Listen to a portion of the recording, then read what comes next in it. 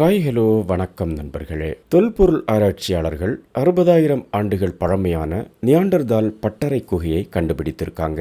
ஆதிகால மனிதர்களைப் போலல்லாமல் இந்த ஆரம்பகால நியாண்டர்தால் மனிதர்கள் புத்திசாலித்தனமான கண்டுபிடிப்பாளர்களாக இருந்திருக்காங்க. கடுமையான சூழல்ல தங்களை காத்துக்கொள்ள அறிவியலையும் நுட்பத்தையும் பயன்படுத்தியிருக்காங்க.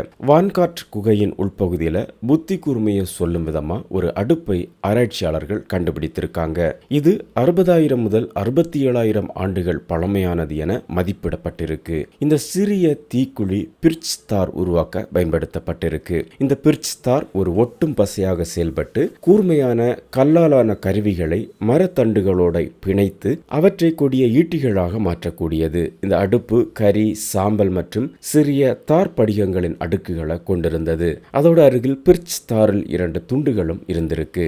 இது நியாண்டர்தால்களின் மேம்பட்ட கைவினை திறமைக்கு தெளிவான சான்று என சொல்லப்படுது. சில தொல்பொருள் ஆராய்ச்சியாளர்கள் இது வாசனை திரவியங்கள் அல்லது மருத்துவ பொருட்களை உருவாக்க பயன்படுத்தப்பட்டிருக்கலாம் என சொல்றாங்க.